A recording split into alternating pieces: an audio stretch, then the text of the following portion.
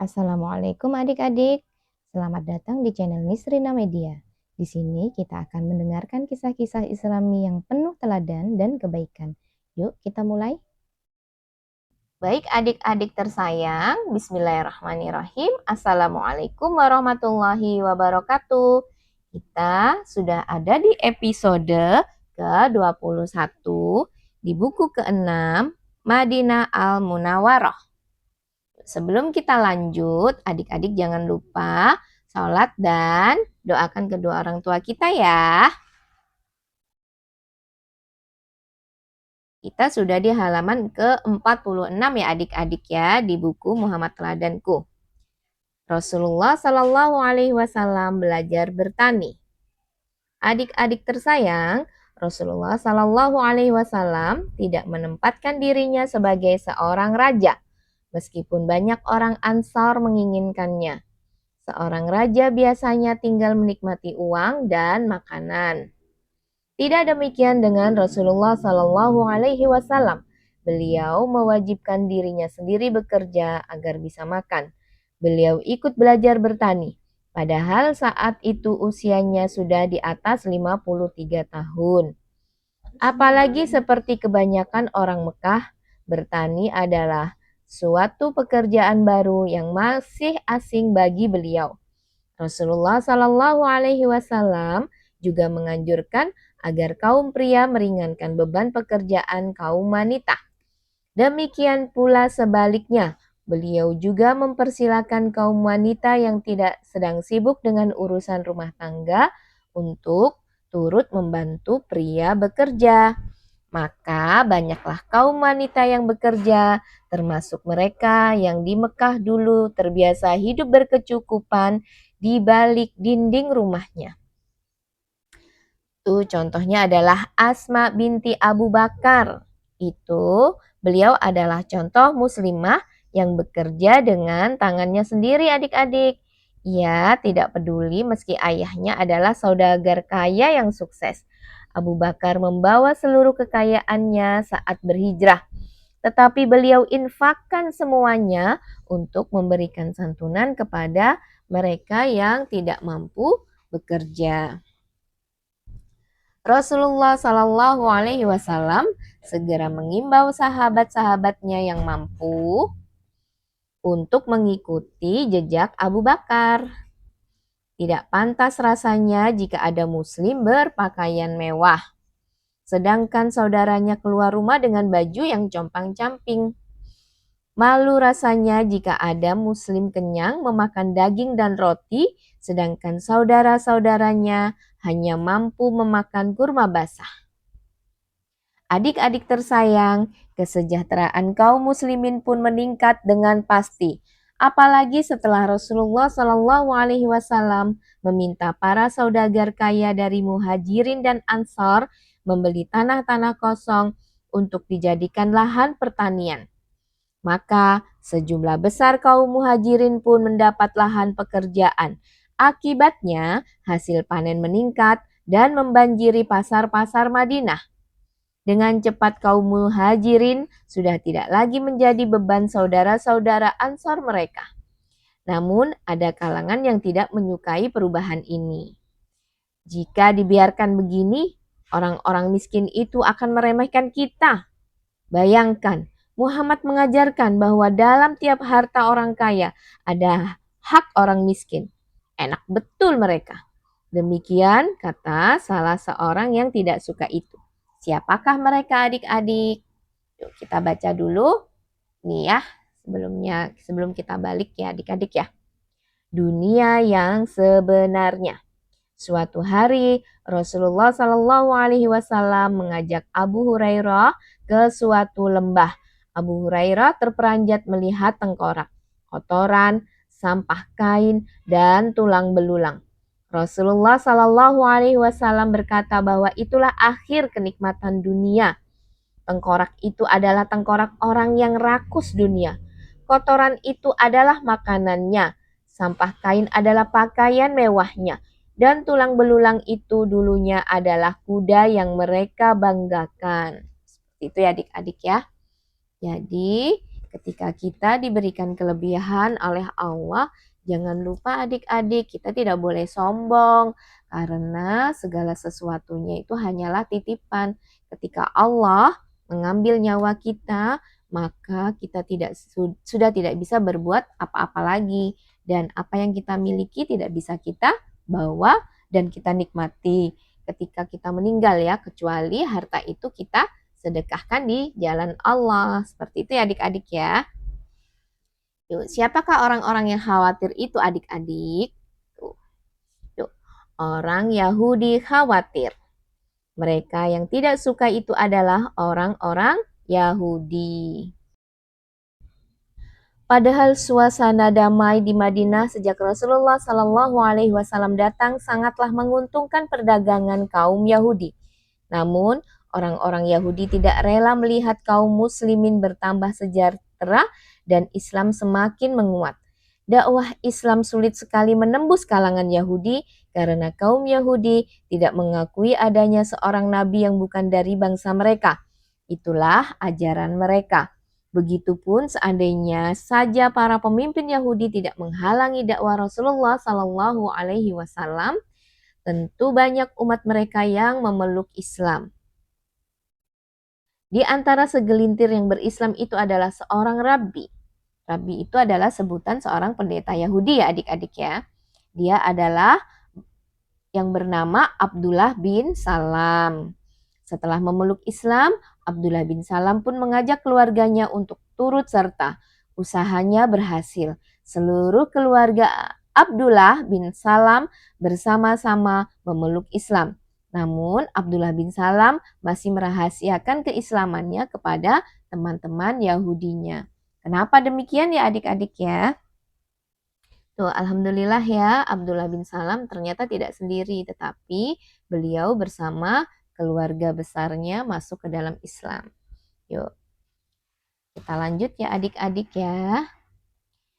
Ya Rasulullah, saya khawatir kaumku akan menghinaku dan merendahkan aku jika mereka tahu aku masuk Islam.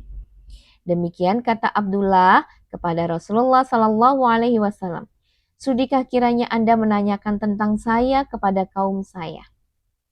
Rasulullah Sallallahu Alaihi Wasallam mengabulkan permintaan itu. Beliau menanyakan kepada orang Yahudi mengenai pendapat mereka tentang Abdullah bin Salam. Ternyata orang-orang Yahudi berkata yang baik-baik tentang Abdullah bin Salam. Dia pemimpin kami, pendeta kami, dan cerdik pandai kami. Tuh ya, itu adalah pujian ketika Rasulullah menanyakan kepada kaumnya Abdullah bin Salam. Seperti itu adik-adik ya. Jadi pujian-pujian yang diucapkan oleh kaumnya. Mendengar hal itu, Abdullah bin Salam pun keluar menemui kaumnya dan berkata, "Aku telah memeluk Islam. Kalau kalian memang menganggapku sebagai pemimpin, pendeta, dan cerdik pandai kalian bisa mempercayaiku bahwa sungguh agama yang dibawa Rasulullah Sallallahu Alaihi Wasallam adalah agama yang benar." Namun adik-adik tersayang, apa yang terjadi? Wajah orang-orang Yahudi pucat kehilangan darah karena begitu terkejut. Sesaat tidak seorang pun yang percaya. Kemudian bukannya berpikir jernih, mereka menanggapi Abdullah bin Salam dengan marah. "Kamu pasti sudah dihinggapi kegilaan dengan meninggalkan agama kita." Setelah itu, kata-kata kotor dan tidak baik mulai mereka lontarkan. Abdullah bin Salam dicaci dengan berbagai fitnah dan diumpat dengan kata-kata yang kasar. Demikianlah adik-adik tersayang, sejak saat itu kaum Yahudi mulai berkomplot untuk menghancurkan Islam. Tuh ya adik-adik ya. Maka kenapa saat baru masuk ke dalam Islam, Abdullah bin Salam menyembunyikan keislamannya ya adik-adik ya. Ternyata Abdullah bin Salam sudah tahu watak dari umatnya. Seperti itu ya adik-adik ya. Oke, kita baca bersama. Bani Israel. Dalam Al-Quran, orang Yahudi disebut Bani Israel. artinya keturunan Israel. Israel adalah panggilan orang untuk Nabi Yakub. Nabi Yakublah yang menurunkan bangsa Yahudi. Tuh, adik-adik tersayang.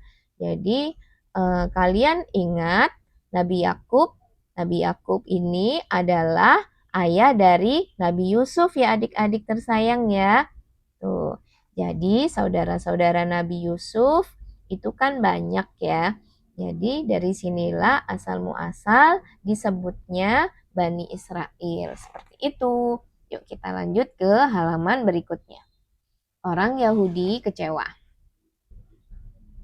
Sebelum Rasulullah Shallallahu Alaihi Wasallam diutus, orang-orang Yahudi sudah mengetahui dari Taurat bahwa dalam waktu dekat akan ada seorang nabi yang diangkat Allah Subhanahu wa taala. Namun, mereka menduga bahwa nabi itu akan lahir dari kalangan Yahudi. Mereka suka membanggakan diri terhadap orang-orang Arab. Sesungguhnya, hampir datang seorang nabi yang akan segera dibangkitkan. Kami akan mengikutinya dan membantunya memerangi kalian, sebagaimana dulu kami memerangi kaum Ad dan Iram. Tuh ya adik-adik ya. Jadi orang-orang Yahudi itu sebetulnya sudah mengetahui bahwa akan datang nabi terakhir. Seperti itu ya adik-adik ya. Namun justru ketika nabi yang telah diharapkan itu datang, mereka malah ingkar adik-adik. Mereka tidak mau percaya dan mendustakan segala apa yang telah mereka katakan. Dan mereka ketahui sendiri. Para pendeta Yahudi mengejek dan menggunakan segala tipu daya untuk menghalangi seruan Rasulullah Shallallahu Alaihi Wasallam. Beberapa ketua Yahudi mendatangi Rasulullah Shallallahu Alaihi Wasallam dan bertanya congkak, "Hai Muhammad, Allah yang telah menciptakan segenap makhluk, lalu siapa yang menciptakan Allah?" Mendengar pertanyaan sekeji itu, wajah Rasulullah Shallallahu Alaihi Wasallam berubah karena menahan marah. Seketika turunlah malaikat Jibril menenangkan Rasulullah Shallallahu Alaihi Wasallam seraya menyampaikan firman Allah yang pernah diturunkan di Mekah untuk menjawab. Katakanlah olehmu Muhammad, Allah itu Esa, Allah itu tempat memohonkan pertolongan. Dia tidak beranak dan tidak diperanakan.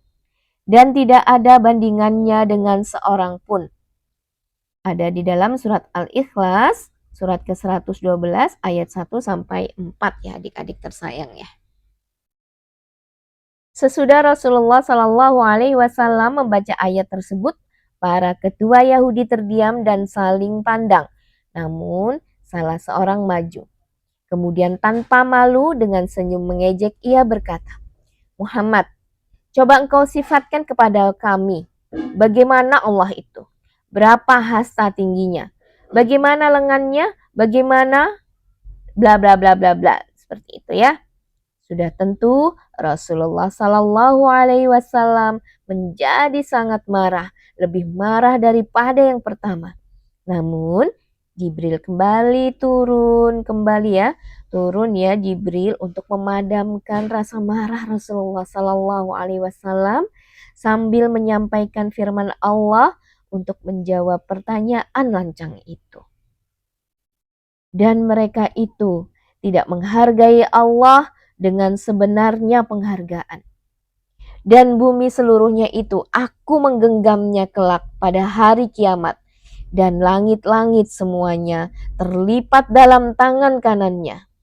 Maha suci Allah dan maha tinggi dari apa-apa yang mereka sekutukan itu. Ada terdapat di dalam surat Az-Zumar. Az-Zumar adalah surat ke-39 ayat 67. Seperti itu ya adik-adik ya.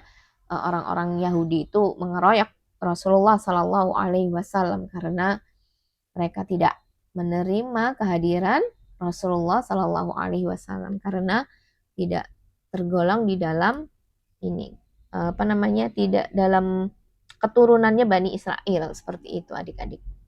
Tidak menarik hati. Ajaran Yahudi tidak menarik hati orang Arab karena orang Yahudi kurang mengajarkan nilai-nilai kesatriaan yang dijunjung tinggi oleh orang Arab. Mereka juga sering menyembunyikan Taurat dan tidak mau mengajarkannya kepada orang lain. Jadi dipakai sendiri ya adik-adik ya. Ilmunya itu orang Yahudi itu cenderung dia untuk dipakai untuk kalangannya sendiri, tidak mau berbagi gitu ya. Oke, kita lanjut ke halaman berikutnya. Orang-orang Yahudi mengejek Rasulullah Shallallahu Alaihi Wasallam.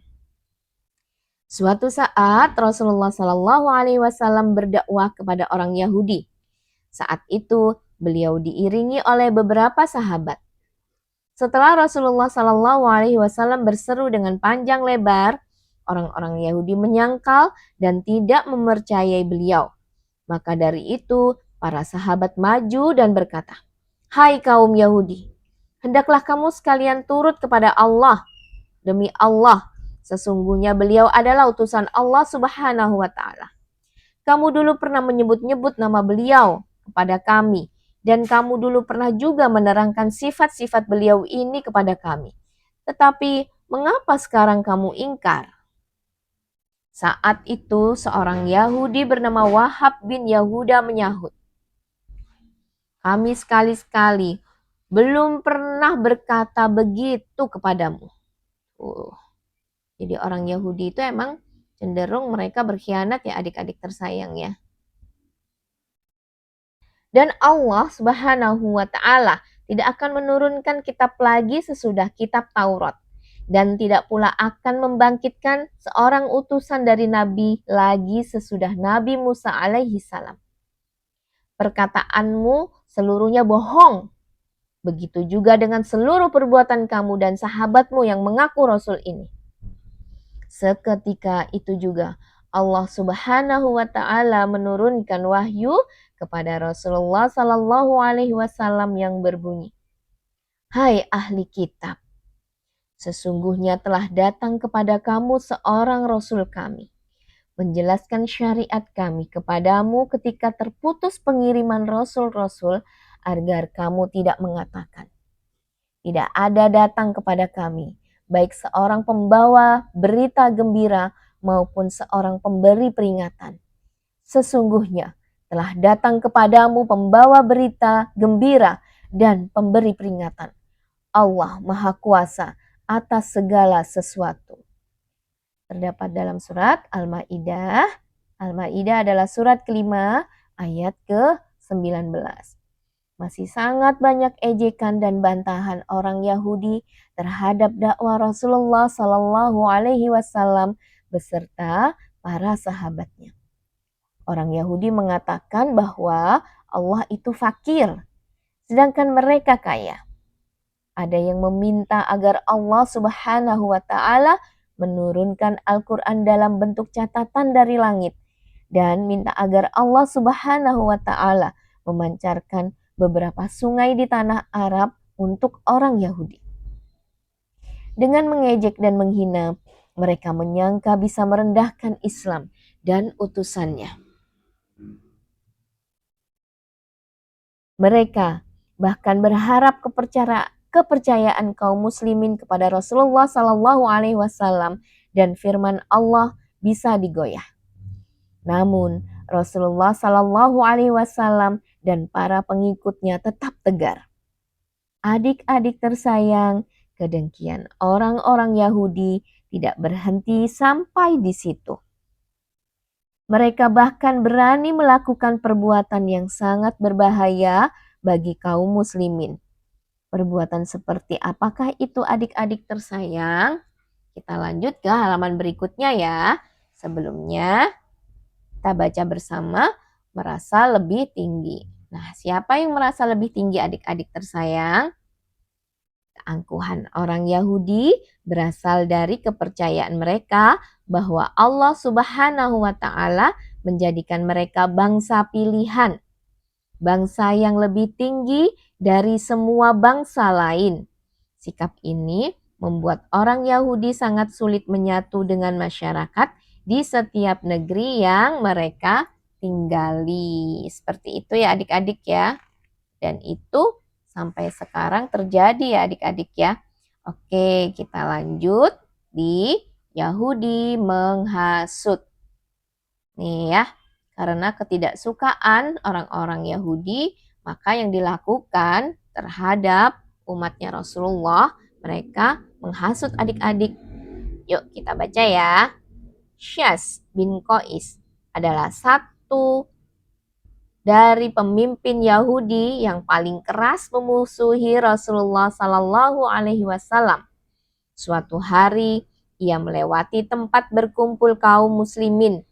Hatinya panas melihat para pemuda Ansar dari suku Aus dan Khazraj duduk bersama dalam persaudaraan yang erat.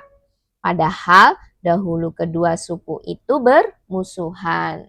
Ya, ingat ya adik-adik ya, waktu itu kan sempat diceritakan ketika mereka sedang berhaji di Mekah itu suku Khazraj dan Aus sudah bermusuhan gitu ya, mereka saling bersaing. Tetapi ketika mendapatkan hidayah dari Allah, mereka masuk Islam, maka kedua suku tersebut bisa bersatu ya adik-adik ya. Nah, Syas bin Qais berkata kepada kawan-kawannya, orang Bani Qailah, Aus dan Khazraj ya, yang sudah bersatu itu disebut jadi Bani Qailah.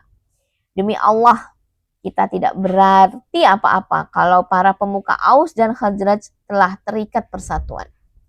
Kemudian, Syas mengirim seorang pemuda Yahudi yang berkawan karib dengan para pemuda Ansar dengan halus dan licik. Pemuda Yahudi itu menyinggung-nyinggung kembali perang Buat yang dahsyat, di mana saat itu pihak Aus dapat mengalahkan Khazraj. Ternyata hal itu memang membangkitkan ingatan masa lampau yang pahit. Para pemuda Ansar dari Aus dan Khazraj lalu bersih tegang, saling membanggakan diri dan hanyut dalam pertengkaran. Demi Allah, kalau kamu mau, mari kita hidupkan kembali peperangan hebat itu. Salah satu pihak berteriak marah. Marilah kita lakukan. Marilah kita lakukan. Perjanjian kamu di Ad-Dahirah. Senjata, senjata. Sahut yang lain panas. Dengan cepat peristiwa itu sampai ke telinga Rasulullah Sallallahu Alaihi Wasallam. Segera saja beliau pergi menemui kedua kelompok itu bersama beberapa orang sahabat. Wahai kaum muslimin, Allah, Allah, demikian seru beliau. Apakah kamu menyerukan kembali ke masa jahiliyah sedang saya masih ada di hadapan kamu? Setelah Allah memberi petunjuk Islam kepadamu.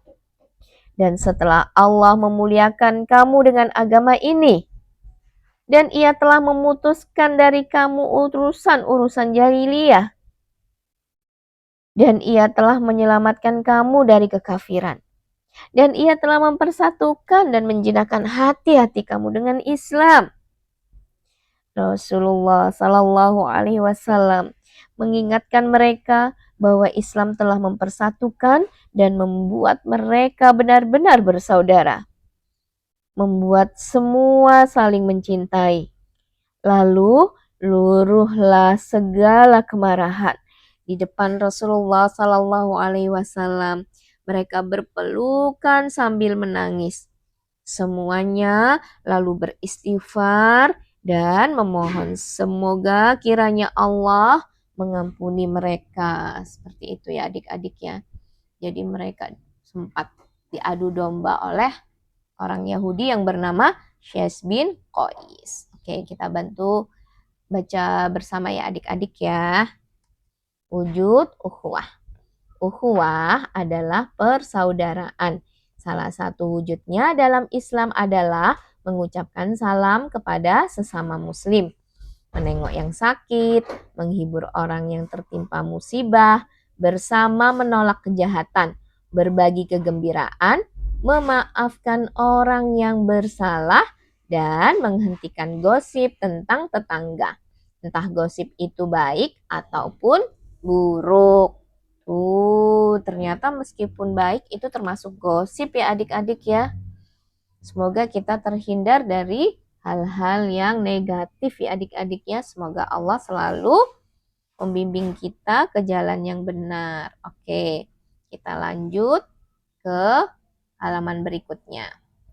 Yahudi mengejek firman Allah Subhanahu wa Ta'ala. Adik-adik tersayang, Abu Bakar dikenal begitu lemah lembut. Kesabaran beliau luar biasa. Walau begitu, Abu Bakar sempat marah sekali karena perbuatan Yahudi. Kejadian itu terjadi ketika beliau sedang berbicara dengan Finas. Finas adalah orang Yahudi yang sedang diajak Abu Bakar untuk masuk Islam.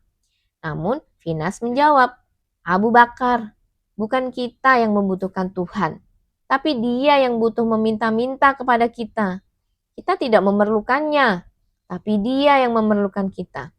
Kalau Dia kaya, tentu Ia tidak akan minta dipinjami harta kita, seperti yang didakwahkan oleh pemimpinmu itu. Ia melarang kalian menjalankan riba, tapi kita akan diberi jasa.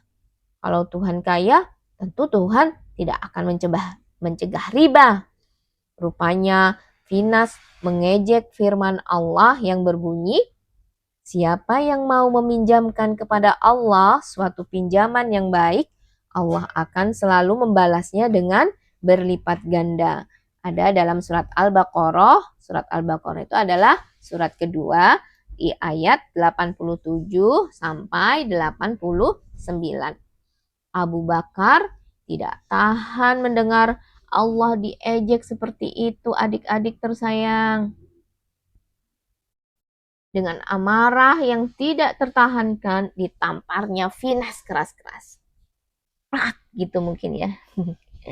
Demi Allah, kata Abu Bakar, kalau tidak karena adanya perjanjian antara kami dan kamu sekalian, pasti kupukul kepalamu. Engkaulah musuh Tuhan. Wah, ya. Dengan licik, Finas justru mengadukan Abu Bakar. Abu Bakar radhiyallahu an ya adik-adik ya, kepada Rasulullah sallallahu alaihi wasallam. Namun ia tidak mengaku yang dikatakannya tentang Allah Subhanahu wa Ta'ala. Jadi Finas ini tidak mengakui di hadapan Rasulullah bahwa dia sudah menghina Allah. Seperti itu ya adik-adik tersayangnya. Kemudian turunlah firman Allah. Allah sudah mendengar kata-kata mereka yang menyebutkan Allah itu miskin dan kamilah yang kaya. Akan kami tuliskan kata-kata mereka itu.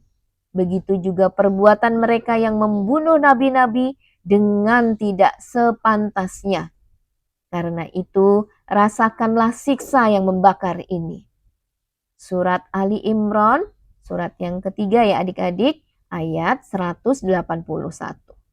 Rupanya orang Yahudi semakin merasa sesak kepada Rasulullah Sallallahu Alaihi Wasallam dan kaum muslimin. Mereka mulai memikirkan segala tipu daya untuk membuat Rasulullah Sallallahu Alaihi Wasallam dan kaum muslimin keluar dari Madinah. Sebagaimana beliau keluar dari Mekah. Adik-adik tersayang, bagaimana cara mereka melakukan tipu daya kali ini? Ternyata ketika di Mekah, musuh Islam itu adalah saudara-saudara mereka, para petinggi-petinggi mereka yang itu ya di namanya kaum Quraisy itu ya adik-adik tersayang ya. Nah, ternyata setelah di Madinah, ujian itu tidak berhenti adik-adik. Ujian itu datang dari orang-orang Yahudi. Seperti itu ya adik-adik ya. Yahudi ini banyak sekali trik mereka ya untuk mengusir kaum muslimin dari Madinah. Seperti itu ya. Oke, kita baca bersama tingkatan iman.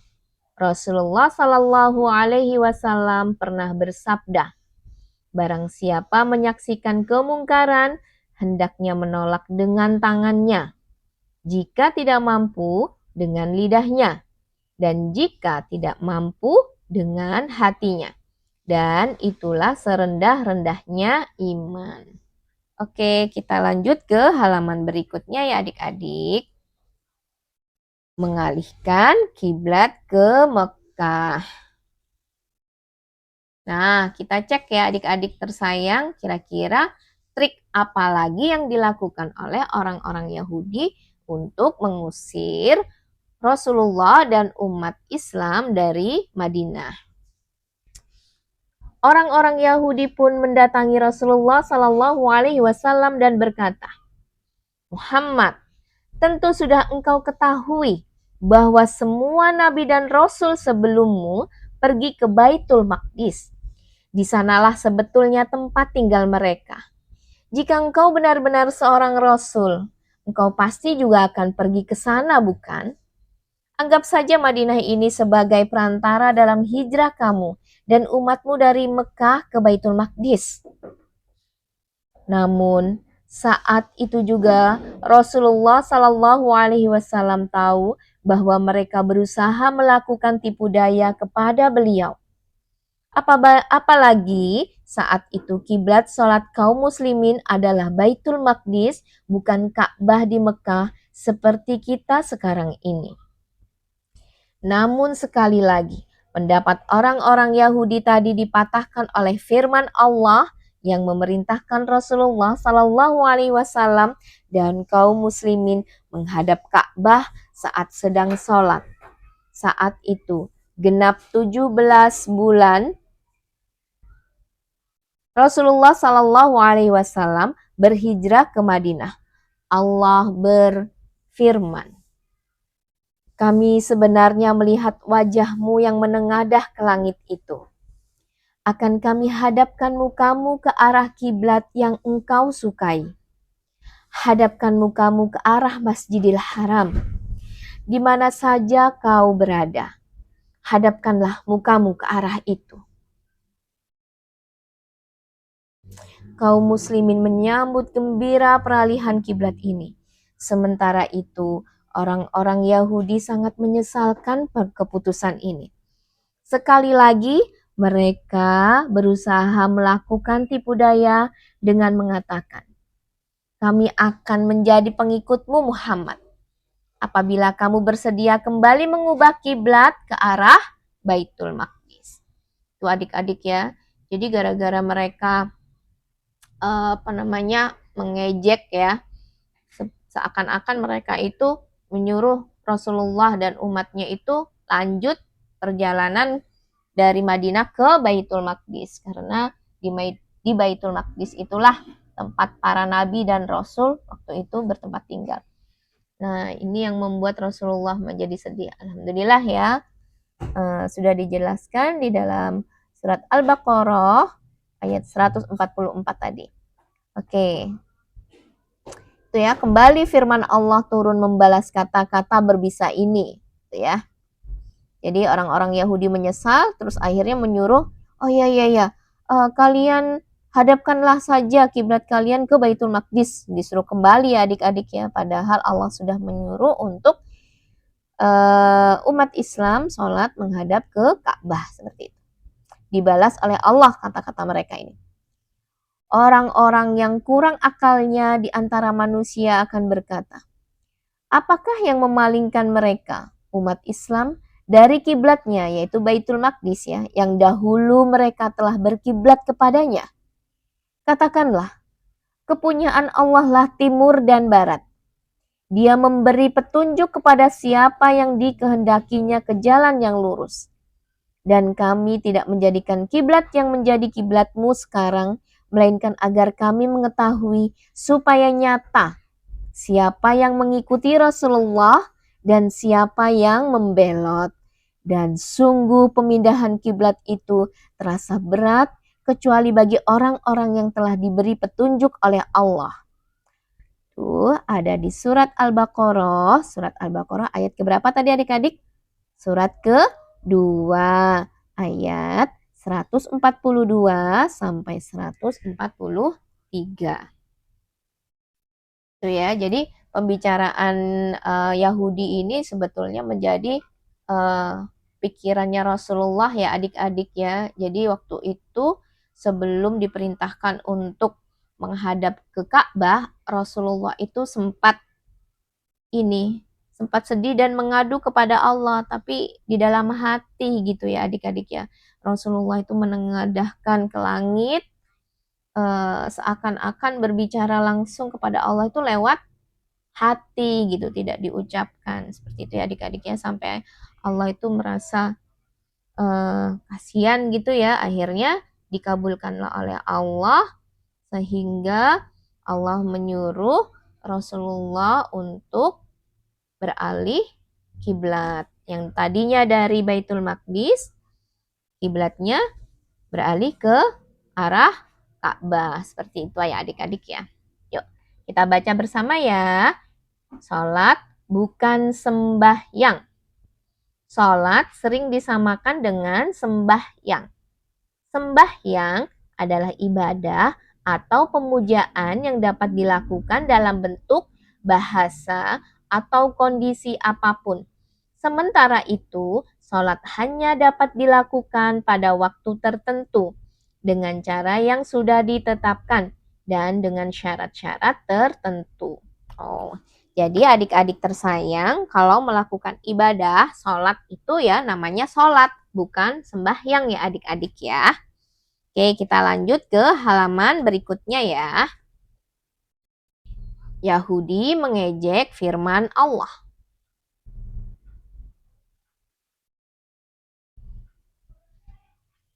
Adik-adik tersayang, di tengah pertentangan yang seru antara kaum muslimin dan Yahudi di Madinah, datanglah delegasi Nasrani dari Najran. Mereka mengendarai 60 buah kendaraan dengan pakaian dari Yaman yang indah, memakai cincin emas dan selendang sutra. Orang-orang Nasrani itu langsung menuju ke masjid dan mengerjakan sholat dengan menghadap ke timur. Beberapa sahabat hendak menegur, tetapi Rasulullah Shallallahu Alaihi Wasallam mengisyaratkan agar mereka dibiarkan. Setelah sholat, orang-orang Nasrani menghadap Rasulullah Shallallahu Alaihi Wasallam dan memberi hadiah berupa permadani indah yang bergambar dan beberapa buah tikar dari bulu. Rasulullah Shallallahu Alaihi Wasallam menolak permadani bergambar dan menerima tikar dari bulu. Nih adik-adik ya gambarnya ya. Sebenarnya tujuan orang-orang Nasrani ini adalah untuk menambah keributan antara kaum muslimin dan orang Yahudi, sehingga orang-orang Nasrani dapat diuntungkan. Begitu bertemu Rasulullah Shallallahu Alaihi Wasallam, orang-orang Nasrani berusaha menjelaskan mengapa mereka menganggap Nabi Isa adalah anak Allah dan mengapa mereka menyembah 3 Tuhan. Satu persatu alasan itu dipatahkan Rasulullah Shallallahu Alaihi Wasallam. Bahkan Rasulullah Shallallahu Alaihi Wasallam berbalik mengajak mereka menyembah Allah yang esa dan menjelaskan kerasulan beliau. Namun, walau sudah demikian jelas Rasulullah Shallallahu Alaihi Wasallam menyampaikan kebenaran, para pendeta Nasrani itu terus bersikeras mendustakan beliau. Mereka tetap mengatakan bahwa Nabi Isa adalah putra Allah dan Allah itu hanya salah satu dari 3 Tuhan.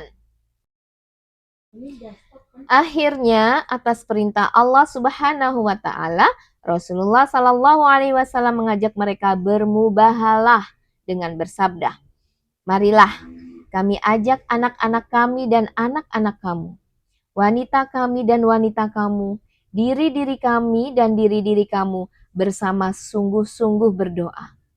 Lalu kita jadikan laknat Allah menimpa kepada siapa di antara kita yang berdusta."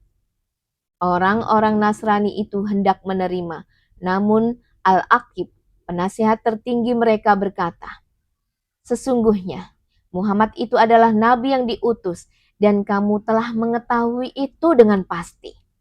Tidak ada suatu kaum yang bermubahalah dengan seorang nabi kecuali ia pasti hancur binasa." Mendengar itu, orang-orang Nasrani memutuskan untuk menolak usul Rasulullah Sallallahu Alaihi Wasallam. Mereka memilih untuk kembali ke Najran dengan tetap memeluk agama mereka. Nah, jadi mereka takut bermubahalah dengan Rasulullah ya adik-adik ya. Soalnya ada Al-Aqib, penasihat tertinggi.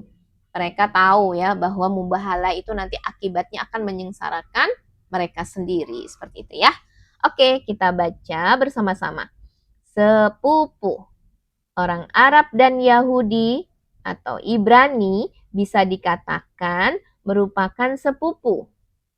Nenek moyang mereka adalah Nabi Ibrahim alaihi salam, putra sulung dari Nabi Ibrahim alaihi salam, yaitu Nabi Ismail yang ditempatkan di Mekah dan menjadi leluhur orang Arab.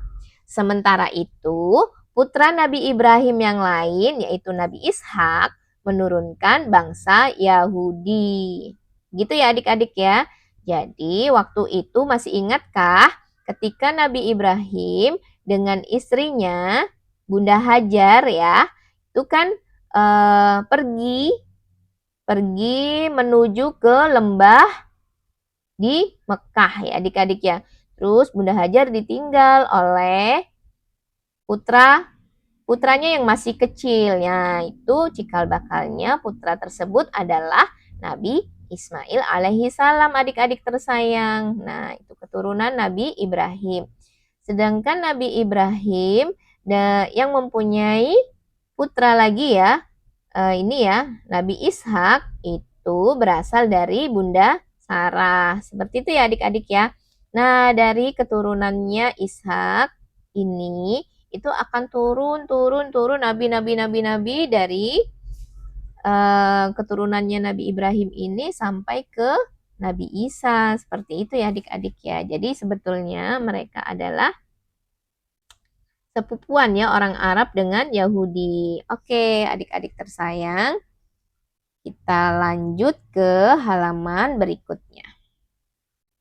Merindukan Mekah. Adik-adik tersayang, dapatkah kita membayangkan perasaan kaum muhajirin yang terusir paksa dari Mekah, tanah kelahiran mereka sendiri? Rasa rindu akan Mekah semakin lama semakin besar. Banyak sekali hal yang membuat kaum muhajirin merasa demikian, sebab Mekah bukan sekedar tempat lahir, melainkan juga merupakan kota yang luar biasa. Di Mekah terdapat Ka'bah, rumah Allah Subhanahu wa Ta'ala yang dibangun oleh Nabi Ibrahim alaihissalam. Tempat para penduduk dan bahkan seluruh orang Arab berziarah. Kewajiban berziarah ke Ka'bah sudah begitu mendarah daging dalam diri orang Arab, baik muslim maupun bukan.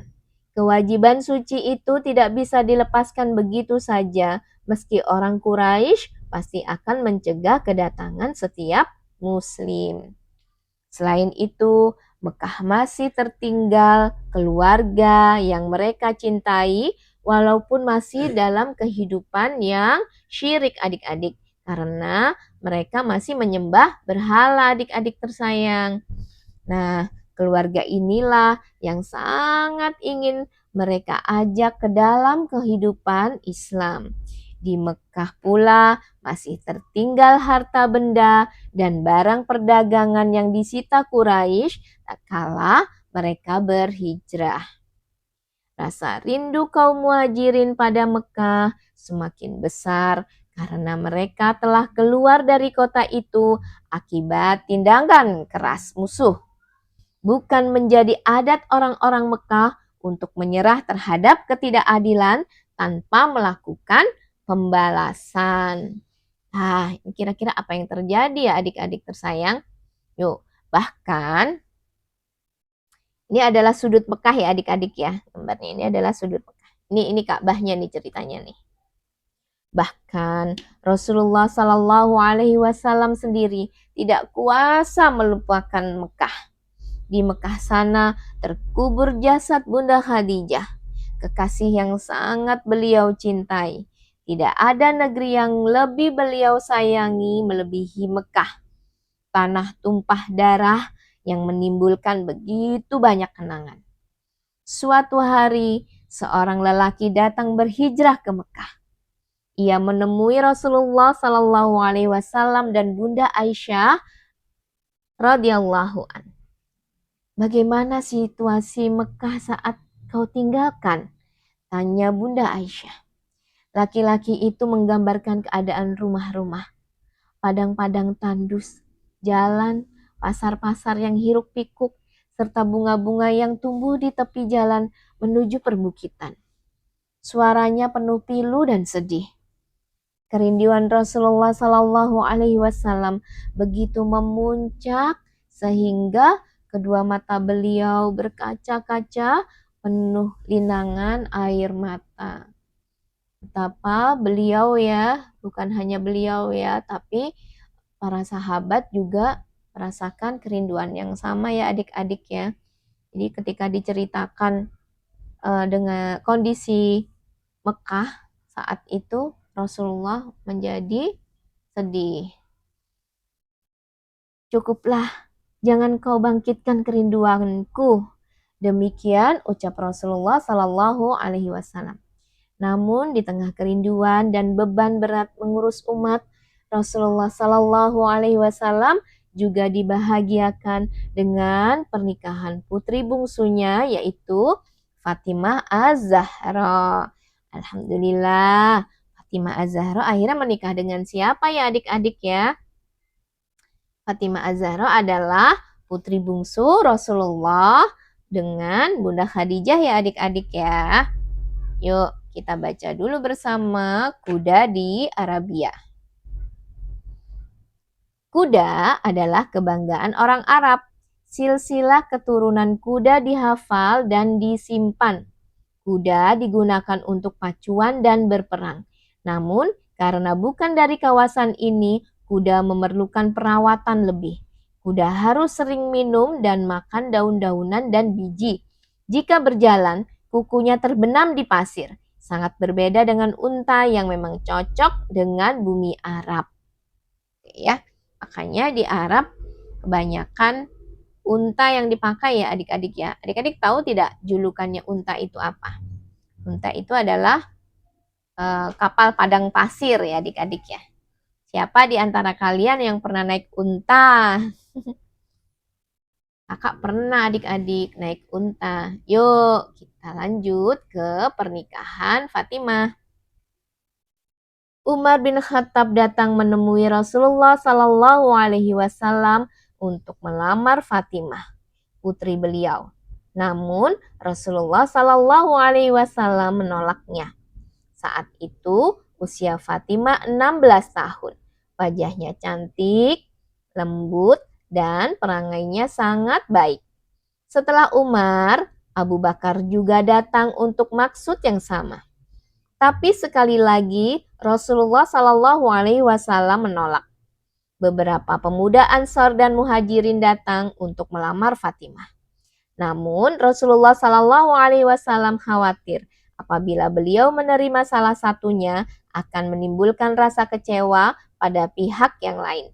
Beliau juga khawatir akan membuat mereka yang diterima lamarannya merasa lebih tinggi derajatnya dibandingkan para sahabat yang lain. Akhirnya Rasulullah Shallallahu Alaihi Wasallam meminta pertimbangan Abu Bakar. Beliau menyebutkan nama-nama pemuda Muslim Quraisy yang melamar Fatimah, yang kesemuanya adalah pemuda berbudi luhur. Tidak ada seorang pun di antara mereka yang mempunyai celah. Akhirnya Abu Bakar menyarankan bagaimana jika Anda menerima lamaran Ali bin Abu Thalib ya Rasulullah. Aku tidak ingin Fatimah diberi istri oleh seorang yang usianya masih muda. Jawab Rasulullah Sallallahu Alaihi Wasallam. Saat itu usia Ali bin Abu Thalib baru 22 tahun.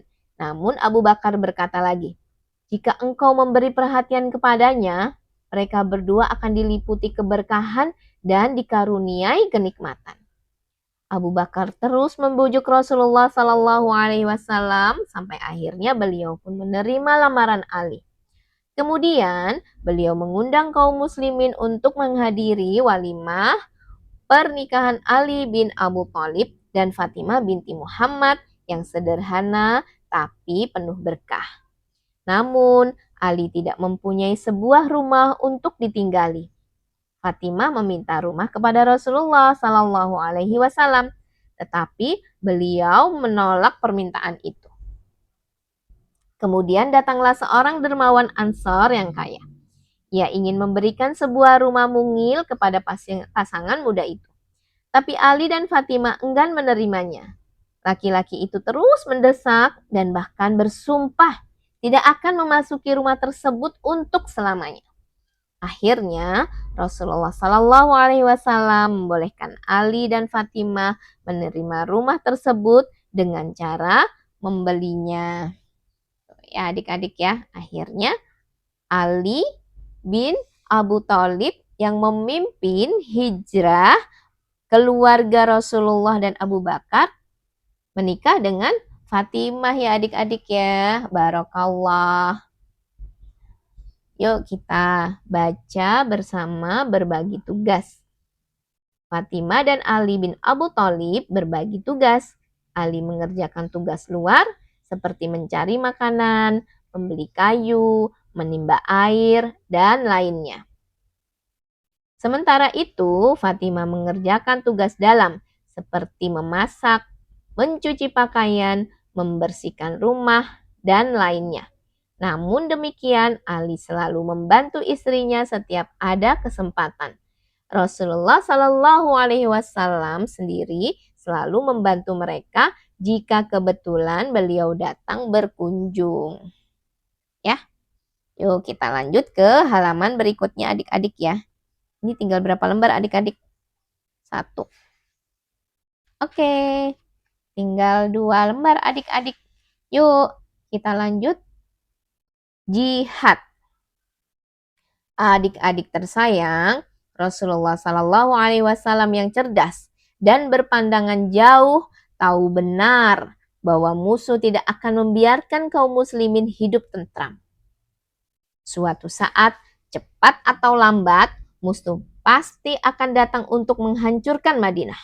Karena itu beliau mulai mengajarkan pengertian jihad kepada para sahabatnya. Dalam bahasa Arab, jihad berarti bersungguh-sungguh mencurahkan segenap tenaga untuk melawan musuh. Jihad terdiri atas 4 tingkat, yaitu jihad terhadap nafsu, jihad terhadap setan, jihad terhadap orang-orang yang suka menganiaya, berbuat jahat, dan ahli bid'ah atau pengubah peraturan yang telah pasti dalam Islam. Yang terakhir adalah jihad terhadap kaum kafir dan musyrik. Jihad melawan nafsu adalah berperang melawan diri sendiri agar tidak dapat mengalahkan segala kemalasan dalam mempelajari Islam dan ilmu yang lain yang benar. Setelah itu agar rajin menjalankan ilmu dan kebenaran Islam. Kemudian memacu diri agar mau mengajarkan ilmu dan menyebarkan Islam kepada orang banyak. Terakhir adalah menguatkan diri agar bisa menahan sakit dan penderitaan dalam menyebarkan ilmu dan Islam. Semua itulah yang dimaksud dengan jihad melawan hawa nafsu. Tingkat kedua adalah jihad melawan setan. Dalam Al-Quran telah jelas dinyatakan bahwa setan adalah musuh kita. Semua orang Islam wajib berjihad melawan musuh yang satu ini. Jihad melawan setan ada 2 tingkat. Pertama, memerangi tipu daya dan bujuk rayu setan untuk menggoyahkan iman. Jihad ini akan membuat keyakinan kita menjadi kuat sekuat-kuatnya. Kedua, memerangi segala tipu dan bujukan setan agar kita mempunyai keinginan di luar batas-batas yang dibolehkan Allah Subhanahu wa Ta'ala. Jihad ini membuat kita berani melawan segala keinginan Jihad ini membuat kita berani melawan segala keinginan yang akan menyesatkan dan membuat sengsara. Tingkat ketiga adalah jihad melawan orang zalim, orang jahat, dan ahli bid'ah. Ini juga jihad yang wajib dilakukan. Dalam jihad ini, yang paling utama nilainya adalah mencegah orang jahat, zalim, dan suka membuat bid'ah dengan tangan atau anggota tubuh lainnya. Jika tidak mampu, hendaklah kita mencegah dengan perkataan. Jika tidak bisa juga, minimal kita harus menolak dengan hati. Itulah selemah-lemahnya iman. Lalu kemudian bagaimana dengan jihad melawan orang kafir dan musyrik adik-adik tersayang? Ini adalah gambar dari pasukan ya adik-adik ya. Pasukan yang siap berjihad ya adik-adik. Yuk kita biar tahu lebih jelasnya, kita lanjut ke halaman berikutnya. Oke, sebelumnya kita baca dulu tetap hidup. Nih ya, apa maksudnya adik-adik ya? Al-Quran melarang kita menyebut orang-orang yang gugur di jalan Allah itu mati. Karena mereka sebenarnya tetap hidup serta memperoleh rezeki dan anugerah Allah. Mereka bersuka cita, tidak merasa takut, dan tidak merasa susah. Ya, oke, berarti orang-orang yang meninggal, orang-orang yang gugur di jalan Allah itu ternyata tidak mati adik-adik, melainkan beliau tetap hidup dalam keadaan yang bersuka cita. Yuk kita lanjut ya adik-adik ya. Persiapan Rasulullah untuk mempertahankan Islam. Nah, bagaimana caranya adik-adik? Kita baca bersama ya. Nah, adik-adik tersayang, apabila kaum muslimin telah melaksanakan ketiga jihad yang lain yang sudah kita sebutkan sebelumnya ya, mereka wajib melaksanakan jihad yang keempat. Apakah jihad yang keempat itu adik-adik? Oke, yaitu berjihad melawan orang musyrik dan orang kafir. Orang musyrik adalah kaum yang menyekutukan Allah dengan Tuhan yang lain. Orang kafir adalah mereka yang tidak percaya kepada Allah atau mereka yang mempercayai Allah Subhanahu wa Ta'ala, tetapi tidak mau mengikuti ajaran-ajarannya. Tuh ya, apa tadi bedanya adik-adik? Orang musyrik itu adalah kaum yang menyekutukan Allah. Kalau orang kafir, mereka yang tidak percaya kepada Allah. Oke, jihad ini terdiri atas 4 tingkatan. Pertama, berjihad dengan tangan atau anggota badan lain. Kedua, jika tidak mampu dengan tangan dan anggota badan, wajib mengerjakannya dengan lisan. Ketiga, jika tidak bisa dengan lisan, wajib mengerjakannya dengan harta benda. Keempat, jika tidak bisa juga, wajiblah mengerjakannya dengan hati. Namun, kaum muslimin tidak diperkenankan berjihad melawan orang musyrik dan kafir sebelum mereka mengajak kedua kaum itu agar mengikut Islam dan beriman. Apabila orang musyrik dan kafir itu telah diseru, diajak, dan diberi penjelasan dengan baik, tetapi menolak dengan kekerasan, serta merintangi dakwah Islam, barulah kedua golongan ini diperangi. Hal ini sesuai dengan hadis yang diriwayat oleh Imam Ahmad, Abu Daud, dan Tirmizi dari sahabat Farwah bin Nusaik yang berbunyi, sekali-kali Rasulullah Shallallahu Alaihi Wasallam tidak memerangi suatu kaum kecuali dengan berseru atau berdakwah kepada mereka terlebih dahulu. Tujuan Allah Subhanahu wa Ta'ala memerintahkan jihad kepada kaum muslimin bukanlah untuk memaksa orang untuk memeluk Islam, melainkan untuk mempertahankan diri. Apabila orang dipaksa untuk memeluk suatu agama, baik secara halus maupun kasar, pasti dipastikan hatinya tidak akan ikhlas ya adik-adik ya. Orang yang tidak ikhlas memeluk suatu agama tidak akan bersedia berkorban demi agama itu. Perintah berjihad turun karena kaum muslimin sudah terlalu lama dianiaya, diperlakukan dengan sewenang-wenang, dan diusir dari tanah air yang mereka cintai. Bahkan ketika mereka sudah mulai mendiami Madinah pun, musuh tetap tidak tinggal diam. Mereka adalah kaum musyrikin di Mekah, Yahudi di Madinah, ditambah orang-orang munafik bersekutu untuk menghancurkan Rasulullah Shallallahu Alaihi Wasallam dan para sahabat. Dalam kondisi demikianlah Allah Subhanahu Wa Taala memerintahkan kaum muslimin melaksanakan jihad. Adik-adik tersayang, dapatkah kalian bayangkan apa yang terjadi apabila saat itu Allah Subhanahu Wa Taala tidak memperkenankan kaum muslimin untuk berjihad. Sudah habis nih adik-adik. Yuk, sebelumnya kita baca dulu bersama. Nih, tawakal. Tawakal sering disalahartikan dengan sikap pasrah tanpa berbuat apa-apa. Tawakal sebenarnya adalah menyerahkan semuanya kepada Allah setelah berusaha keras.